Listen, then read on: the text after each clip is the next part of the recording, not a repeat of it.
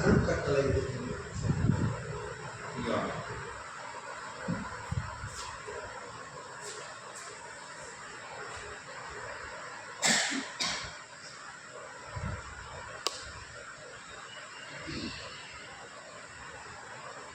என்ன ஜெயம் ஆனவனே கத்தி. அதாவது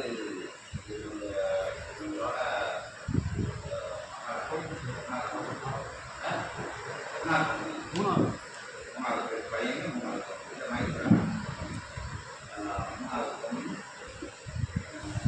அந்த மனம் முடிச்சு கொடுத்து அங்கே போய் சில சலனங்கிறதுனால அந்த கணவனோட சரியாக ஆளாமல் ரொம்ப எந்த விதமான கௌரவத்தையும் இருக்காமல் சலனத்தினால இன்னொரு விஷயங்கள்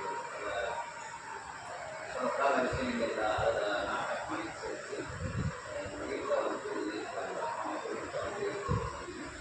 அடுத்து மனம் முடிச்சு கட்டலாம் அப்படின்னு சொல்லி முயற்சி பண்ணியில் அதுக்கு சரியான திட்டம் தெரியும். அந்த வினை நிலைகள் அது என்ன யார் வணங்கிட்டாங்க. சபையை வந்து வணங்கி சபையில் இருந்து எல்லாருக்கும் அனுப்புகிறாங்க.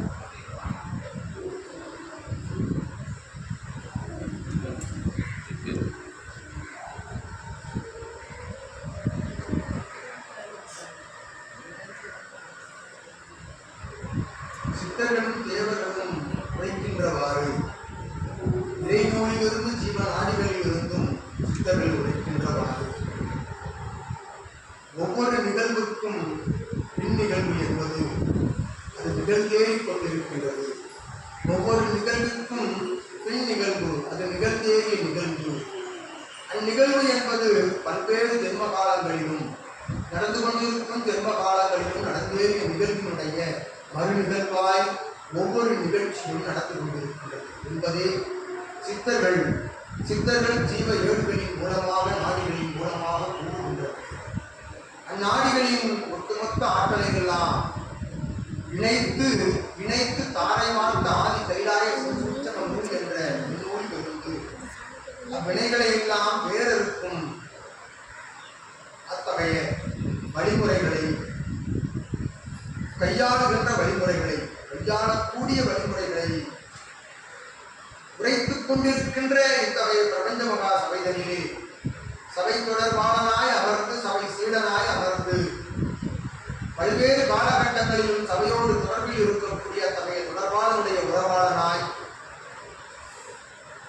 வந்து அமர்ந்து தன் நிலைப்பாட்டிற்குரிய மாற்று நிலையை பெற வேண்டும் தர வேண்டும் என்ற வேண்டுகோளோடு வணங்குதல் நிலையோடு குறித்த காலத்தில் குறித்த நேரத்தில் நடைபெறுகின்ற திரு பிரபஞ்ச கோமாதா ஊழிதனை வந்தமர்ந்து கண்டுகளித்து சித்தனோடும் உரையாடி இறைவன் தாங்கும் சீடனோடும் உரையாடி ஆற்றலாக திரு செந்திலகத்திலே வந்தமர்ந்திருக்கும் சபை தொடர்பாளனே அகத்தியன்னா ஆசிகள் வழங்கும் நல்ல ஆசிகள் வழங்கும். ஒவ்வொரு நிலையும் மனிதன் கலிபத்தில் அனுபவிக்கின்ற ஒவ்வொரு நிலையுமே அவனவன் கர்ம நிலை என்பது அனைவருக்கும் பொதுவான ஒன்று. புவியில் பிறந்து விட்டான் என்பதே அவன் வினைகளை தீர்க்க பிறந்திருக்கின்றான் என்பதே உண்மை. ஒவ்வொரு மாநில பிறவிக்கும் ஒரு கர்ம வினை உண்டு. அக்கர்ம வினைகளை எல்லாம் வேறறுத்தவன் இறையோடு அமர்கின்றான். இறையாற்றலாய் பிறந்தவன் இறையாய் அமர்ந்து ஆசிகள் தருகின்றான். அவ்வாறு ஆசிகள் தருகின்ற அற்புதமான ஆற்றலை சுமந்திருக்கின்ற பிரபஞ்ச மகா சபை சித்தன் போன்ற ஒவ்வொரு சான்றோன் எல்லாம் எங்கு அமர்ந்திருக்கின்றான் என்று அவர்கள் தேடி அடைந்து கொண்டிருக்கின்ற அத்தகைய சூழல்களிலே அவன் கர்ம வினைகள் ஊர்வினைகள் களையப்படுகின்ற பொழுது களையப்பட அவன் உட்படுகின்ற பொழுது வினைகள் களைவதற்குரிய கால நேரங்கள் சூழ்ந்து வருகின்ற பொழுது அவன் நாடி வந்து அமர்ந்திருப்பது பிரபஞ்ச மகா சபை போன்ற சபை என்ற நிலைகளையும் விதமாக இது போன்ற சபைதனிலே வந்தவன் உண்மை நிலையின் சரணாகதியோடு தன் ஆடி ஆள் நிலை மனதில் இங்கு அமர்ந்திருப்பவன் சிவமகா வாழை சித்தன் இங்கு அமர்ந்திருப்பவன் ஆதி இறைநூல் தாங்கிய சீடன் அகத்தியன் என்ற அற்புதமான கதை நினைவரை தன் சிந்தையில் ஏற்று தன் சிந்தைக்குள் பதிய வைத்து ஆலயங்களிலெல்லாம் இல்லாத பேராற்றல்கள் எங்கிருக்கின்றது என்கின்ற வினாக்களை எல்லாம் ஒரு ஓரம் ஒதுக்கி பல்வேறு கோடான கோடி மடங்குகள் பெற்ற கோடான கோடி கோபுரங்கள் எல்லாம் அமையப்பெற்ற தலங்களில் இல்லாத ஆற்றல் இவ்விடத்தில் அமைந்து விட்டதா என்கின்ற நிலைப்பாட்டிற்குள் எல்லாம் செல்லாது ஆற்றலாக சித்தன் அமர்வதற்கு ஓரிடம் சித்தன் அமர வேண்டும் என்றால் இலைகளை தாங்கிய ஒருவன் அமர வேண்டும் என்றால் அவனுக்கு அவன் அமர்கின்ற அளவு தடம் கிடைத்தால் போதும். அத்தடத்தினை ஆற்றல் பெற்ற பிரபஞ்ச மையமாக